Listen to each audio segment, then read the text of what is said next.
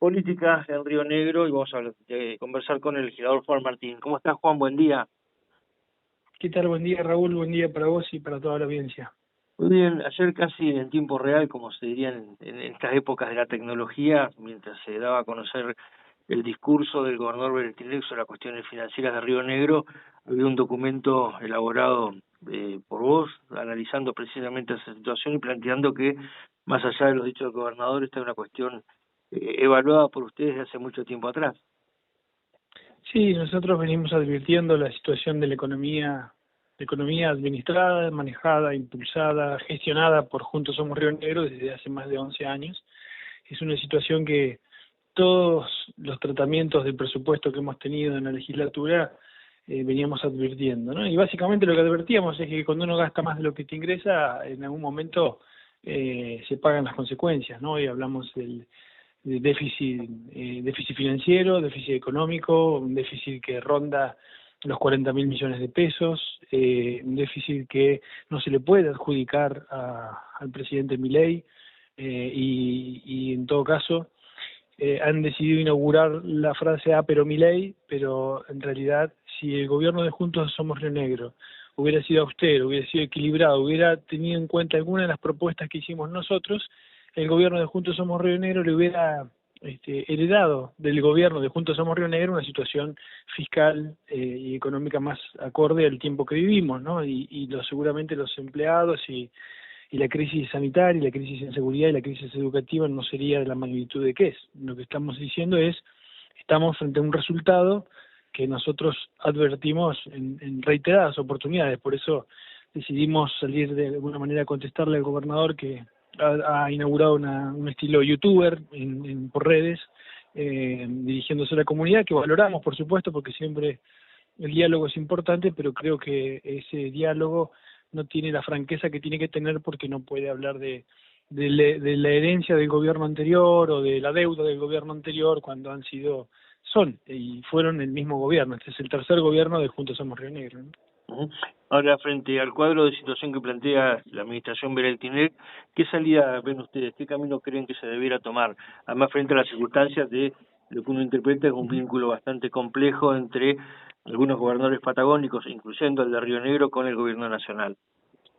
Bueno, lo primero, el gobierno tiene que encauzar el diálogo con el gobierno nacional y creo que sí hay un problema muy complejo porque si algún talento tenía el propio gobernador era generar vínculos con los distintos gobiernos, no importa si era Cristina, Massa, Fernández o el propio Macri, y hoy esa situación pareciera no tener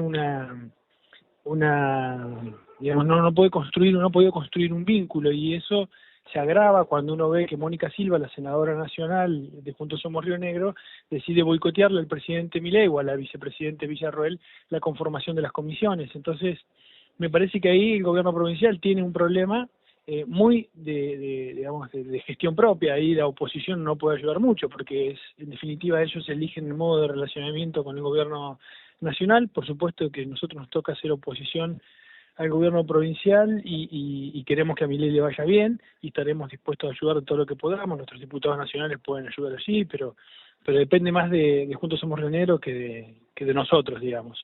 Y en el otro orden, lo que hacemos es presentar proyectos de ley en la legislatura que esperamos el tratamiento para atacar la emergencia en salud, la emergencia en seguridad, la emergencia educativa.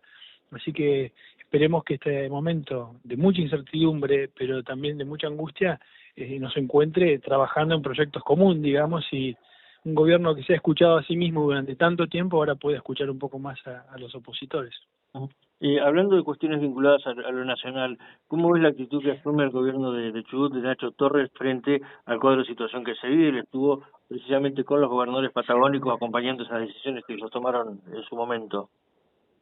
Bueno, Nacho, primero es un gran gobernador, es un gobernador que tiene mucho por aportarle a su provincia, una provincia que verdaderamente la ha tomado en un estado bastante calamitoso, digamos, ¿no? Sobre todo en materia educativa, pero son provincias ricas, es una provincia que concentra el 40% del petróleo del país. Digamos, la cuenca del Golfo San Jorge es de las más importantes después de Vaca Muerta en el país. Entonces creo que Chubut tiene oportunidades que en algún punto en Río Negro hemos dejado pasar o no hemos puesto la mirada y la energía necesaria en materia productiva, por caso la minería, por lo que fue el hidrógeno verde, lo que fue la planta nuclear, oportunidades que dejó pasar la provincia y que hoy hay otras provincias que no están dispuestas a dejarla pasar.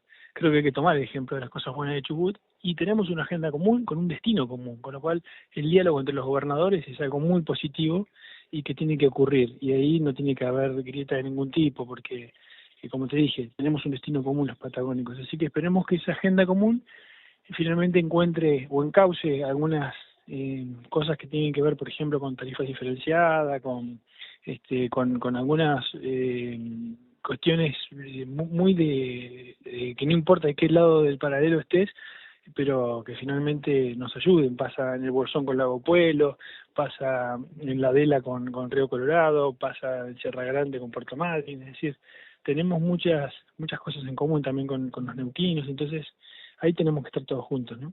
Ujú. Ahora, ¿cómo evalúas el actual momento político del presidente Milei frente a las medidas que viene tomando y que, bueno, ahí vemos al trabajador público nacional preocupado por los 15.000 despidos o no renovación de contratos? Digo, cada uno lo lee como quiera, de acuerdo a quien lo diga, pero esa es una realidad que hay 15.000 personas o 15.000 familias que tendrán que reubicarse de alguna manera en el espectro laboral en estos tiempos donde conseguir laburo no es nada fácil. Y por otro lado, el bolsillo del tipo de la clase media junto a la pequeña y mediana empresa está siendo prácticamente esquilmado. Sí, veo por supuesto con preocupación el momento económico que vive el país, producto de todos estos años, ¿no? Digamos, yo quiero ser enfático en un tema. Esto no es culpa de mi ley, digamos, estamos pagando las consecuencias de años. Es una situación bastante similar a la de Río Negro, años de administrar y manejar y gestionar el poder de una forma. Por supuesto que hay cosas de mi ley que no me gustan, que tienen que ver más con sus estilos, con sus formas, con la incertidumbre que generan algunas medidas, pero ese diálogo que tiene que haber entre la política para ver de qué soluciones llegan se tiene que dar en el Congreso Nacional, y ahí veo muchas dificultades porque hay gente atornillada y dispuesta a defender sus privilegios y sus intereses, y un presidente que no termina de encontrar un diálogo franco, y un día trata a todo el Congreso de ratas y eso genera un problema de relacionamiento. Ahora, si uno sale a la calle y le pregunta a los ciudadanos de a pie qué piensan de la política o de los políticos, están más cercano al pensamiento del presidente Milei que a otros, digamos, a otros que creen que eso no es así. Entonces, uno tiene que tomar nota de eso, de ese reclamo ciudadano, y en todo caso, quienes estamos en la política debemos demostrar con nuestros hechos que no somos esos exabruptos que ha tenido el presidente. Respecto a los despedidos, deben haber casos y casos. Seguramente en esos 15.000 despedidos hay algunas injusticias y el gobierno tendrá que reverlo y digamos será parte de una agenda de trabajo para que no hayan injusticias, pero lo que tengo claro que como pasa en Río Negro, que no ha parado de crecer la planta de empleados públicos, y uno toma desde el 2011 que eran de 45.000 empleados y toma después en este periodo de Juntos Somos Río Negro más de un 30% de aumento en la planta de empleados. Bueno, hay que ver qué es lo que ocurrió, qué es lo que pasó, digamos, por qué nos asemejamos más a veces a una provincia como Formosa y no a una provincia que tiene las potencialidades que tiene. Son temas que hay que poner sobre la mesa y debatirlos sin sonrojarse, digamos, y ver, digamos, cuál es el perfil de provincia que queremos. Uh-huh. Finalmente, sabemos que sos por lejos el referente más de Río Negro más allegado a la estructura del PRO nacional, con Bullrich y con Macri. ¿Cómo ves el actual proceso político del PRO a nivel nacional y cómo impacta eso en suelo rionegrino? Bueno, el proceso del PRO nacional está normalizado, en un acuerdo entre Patricia y el presidente Macri para que ella dirija la asamblea y él dirija el partido. Y eso es un proceso que de alguna manera venimos trabajando muchos dirigentes del interior.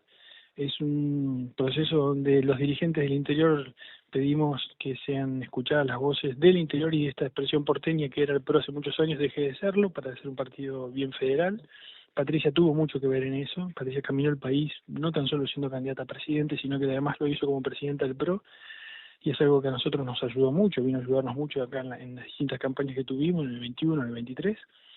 Y el correlato provincial, hoy están vencidos los mandatos y por una prórroga que se le solicitó a la justicia están prorrogados para una elección interna que va a ocurrir el 19 de mayo.